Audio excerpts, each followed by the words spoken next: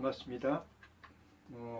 오늘 이 시간은 전번 시간에 이어서 마태복음 6장 1절로 여러분과 같이 상고하는 시간을 갖도록 하겠습니다.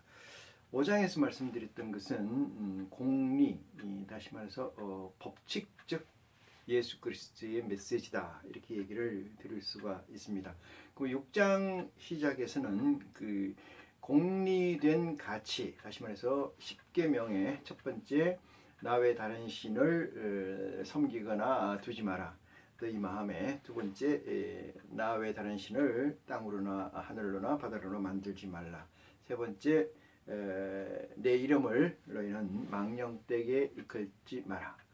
네 번째, 내 안식일을 지켜라. 이것이 하나님의 계명이었기 때문에 그 아들로 온 예수 그리스도 입장에서는 거기에 대해서는 손을 댈 수가 없다. 다시 말해서 예수 그리스도가 오기 전까지 선지자나 레위족을 통해서 하나님이 이 세상을 치리했던 그 시대를 벗어나서 아들이 친히 이 땅에 오셔서 우리에게 구원의 메시지를 주고자 하는 세상에서도 하나님께서 가지신 첫 번째에서 네 번째 계명, 10계명은 손을 대지 않으셨습니다. 그 다음 번째부터 다섯, 여섯, 일곱, 여덟, 아홉, 열 번째에 이르는 계명에서는 예수 그리스도께서 5장에서 손을 대셔서 다시 해석하시고, 이것이 내가 너희에게 주는 것인데, 이 다시 내리신 계명의 총칭을 사랑이라고 말씀하셨습니다. 그래서 예수 그리스도께서는 하나님은 사랑의 근원이시고 그 근원에 관해서 설명하셨다, 이렇게 얘기를 하실 수가 있습니다. 그러면은 이 공리가 되고 법칙이 되는 이 메시지를 기반으로 해서 우리는 어떠한 아들의 삶을 살아야 될 것인가, 이것이 5장에서 흔히 우리가 알고 있는 팔복이라는 이름으로 기억되고 있는 게 있습니다. 첫 번째는 심령이 가난한 자는 복이 있나니 천국이 저희 것이요 라고 일러주시고요. 두 번째는 애통해 하는 자는 복이 있나니 저희가 위로를 받을 것이며, 그 다음에 세 번째는 온유한 자는 복이 있나니 땅을 기업으로 받을 것이라, 이렇게 말씀하시고, 그 다음에 네 번째는 의에 줄이고 목마른 자는 복이 있나니 저희는 배부름을 얻을 것이요 목마름을 해결할 것이요 라고 말씀하셨고, 그 다음에 긍휼히 여기는 자는 복이 있나니 저희가 긍휼히 여김을 받게 될 것이다, 이렇게 얘기를 하셨습니다. 긍휼의 근본을 되시는 것은 아버지이시고, 아버지의 아들, 즉 DNA를 가지고 있는 우리들에게는, 아들들에게는 이 DNA가 들어있는 긍휼을 일상화한 삶을 가졌을 때만이 아들로서의 구원을 받는다, 이렇게 말씀하셨다라고 기억합니다. 그 다음 번째는 마음이 청결한 자가 되어야 되는데, 이 마음이 청결한 자는 하나님의 얼굴을 볼 것이요 하나님을 만날 것이요, 이렇게 얘기를 하셨습니다. 이것은 마음이 청결하다는 것은 심령이 가난한 상태를 지속, 유지, 보수하는 상태를 얘기를 합니다. 인간은 늘 생각이 많고 그 생각에 따라서 마음이 변하기가 쉽습니다. 근데 처음에 정한 가치, 첫 번째 나 외 다른 신을 섬기지 마라, 두 번째 나 외 다른 신을 만들지 마라, 이런 얘기고, 세 번째 내 이름을 망령되이 일컫지 말라, 너희 안식일을 지켜라 하고 말씀하신 가치를 깨우쳐서, 누구를 통해서? 그리스도를 통해서 깨우쳤다라면은 그 마음에서 온리원 우리 주 아버지만, 하나님 아버지만 가지고 계셔야 될 줄로 믿고, 그 믿음이 첫 번째가 심령이 가난한 자의 상태라고 얘기를 드릴 수 있습니다.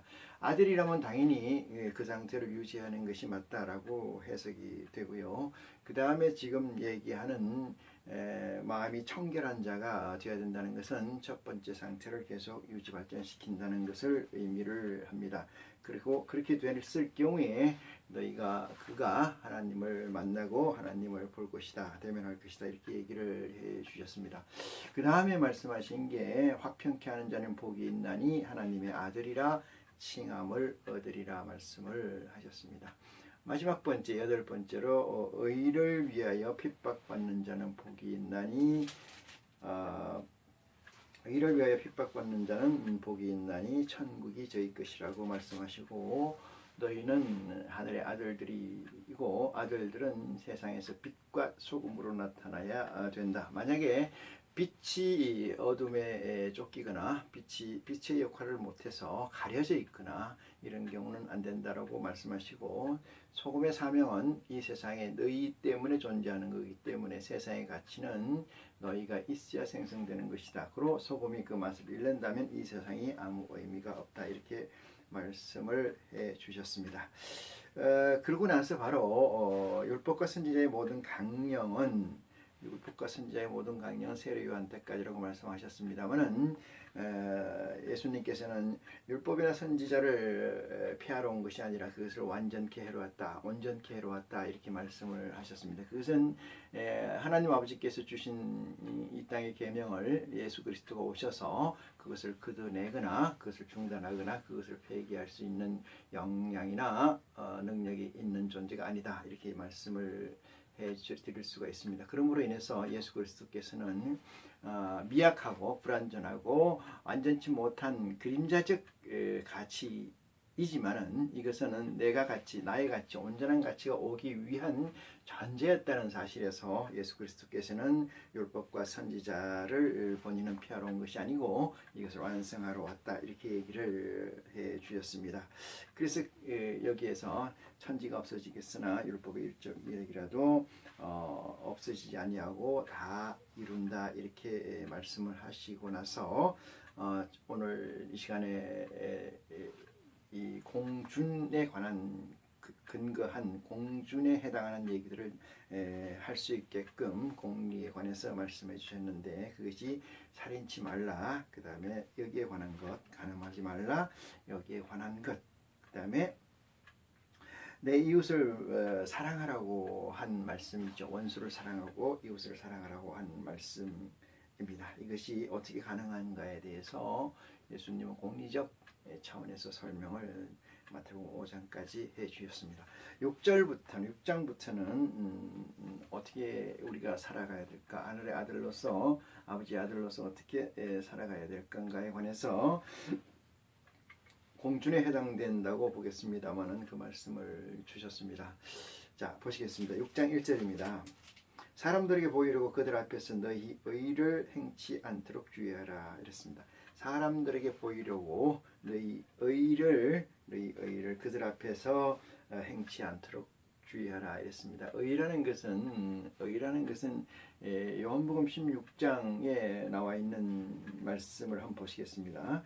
요한복음 16장, 왜 그러냐면은 예수 그리스도께서 이 땅에 오셔서 의에 관한 얘기는 많이 하셨지만은 그것을 규명하거나 규정하는 내용은 이 구절이 유일하기 때문에 이 말씀을 봅니다.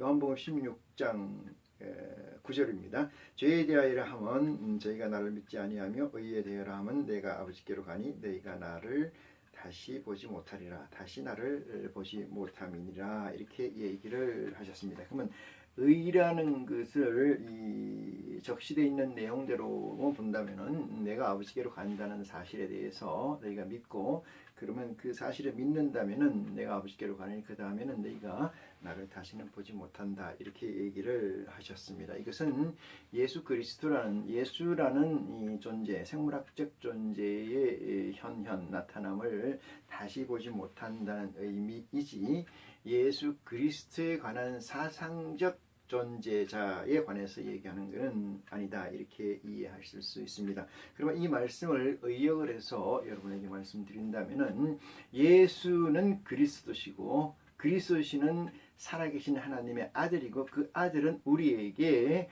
구원의 차역을 맡기 위해서 손수 성육신화돼서 우리와 함께 거하시면서 우리에게 복음의 메시지, 하늘의 창구를 열어주셨다 이렇게 말씀을 드릴 수가 있습니다. 이 사실에 관하여 너희가 믿게 되면은 그것이 너희는 하나님이 너희에게 주신 의인이라고 말씀하시는 겁니다.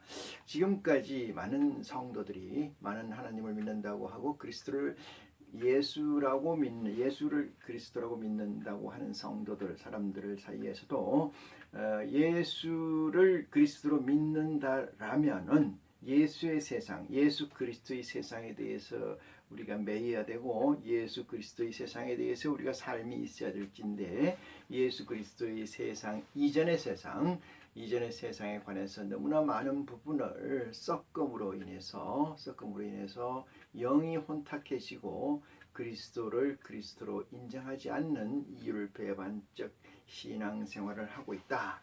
이것을 통칭해서 예수 그리스도는 이렇게 얘기하십니다. 내가 재림할 때 이 세상에서 믿음 가진 자를 보겠느냐 이렇게 말씀을 하시는 의미는 내 메시지가 빵으로 존재하고는 있으나 너희 마음에 너희를 운영하고 너희를 만들어가고 너희를 살게 하는 그 에너지 원천은 아니다라는 사실을 예수 그리스도께서는 의라는 이름으로 우리에게 주셨습니다. 그래서 이 의를 가지고 있느냐 없느냐는 것은 예수 그리스도의 복음이 나의 세상과 나의 몸과 나의 모든 것을 지배하고 그것이 나의 모든 것에 우선하는 존재로 있느냐 없느냐의 가치에 달려 있다 이렇게 얘기를 드릴 수가 있습니다.